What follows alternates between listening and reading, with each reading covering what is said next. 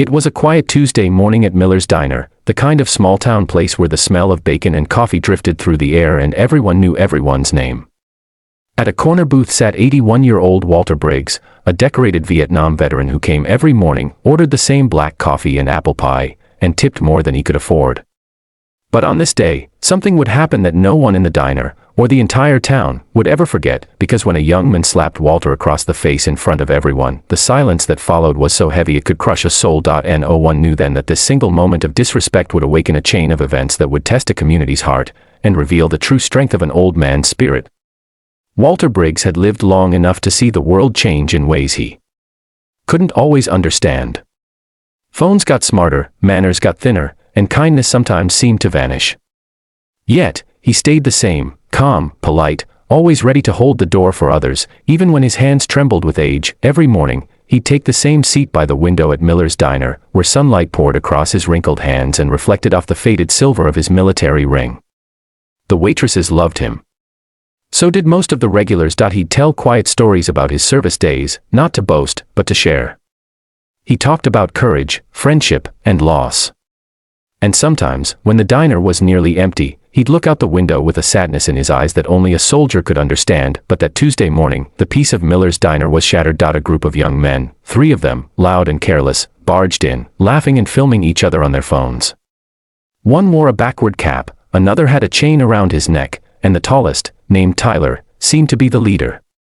They made jokes at everyone's expense, trying to get a reaction. Walter didn't look at them.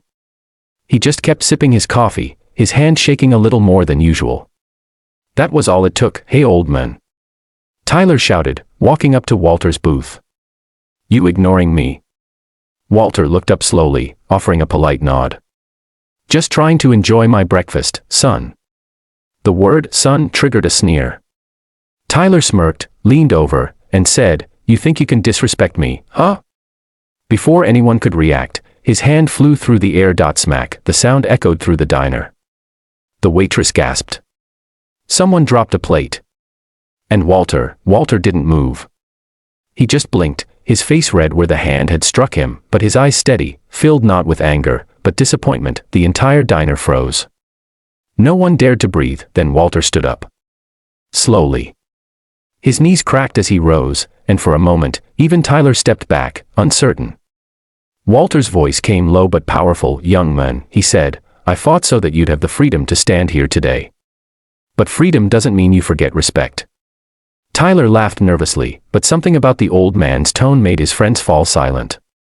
They left, mocking as they went, pretending not to care. But the damage was done. Walter sat back down quietly. The diner's owner, Martha Miller, came running with tears in her eyes. "Walter, we're calling the police." "No," he said softly.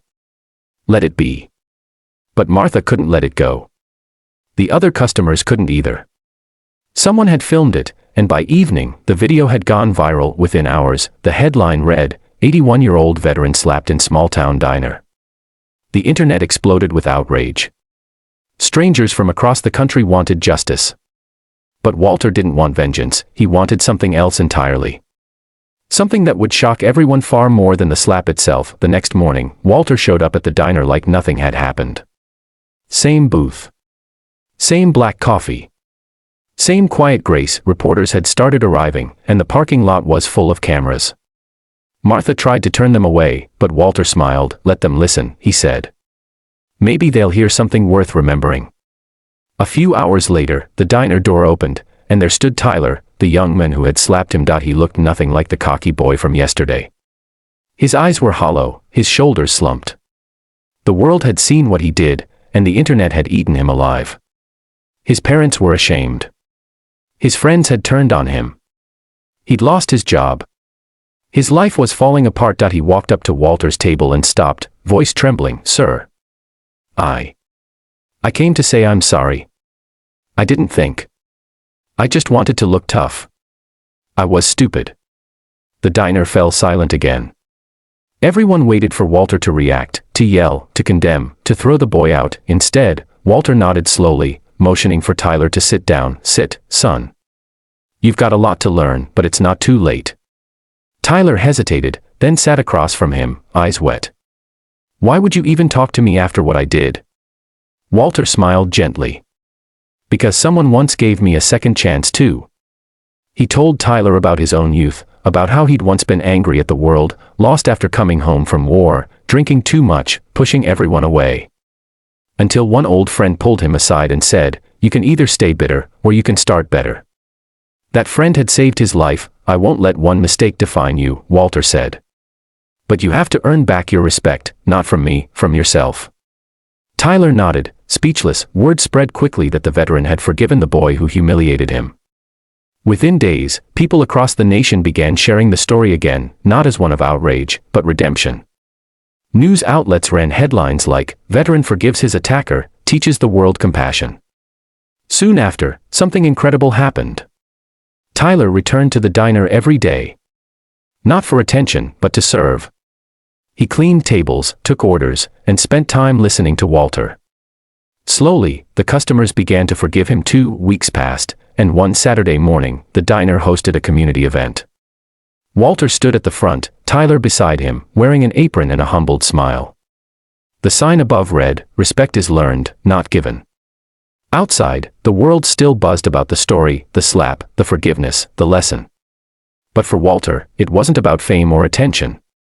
It was about proving that even in a world full of cruelty, one act of grace could heal a heart, and sometimes, even a generation. And as he looked out the window one last time, the reflection staring back wasn't just that of an old soldier, but a man who had fought one more battle, and won it, not with fists, but with forgiveness. So the next time you see someone losing their temper, or forgetting what respect means, remember Walter Briggs. Remember that true strength isn't measured by how hard you hit back, but by how deeply you can forgive, because sometimes, the most powerful thing you can do, is choose kindness when the world expects anger. Subscribe to Story Sphere for more stories that touch your heart and remind you that compassion still matters.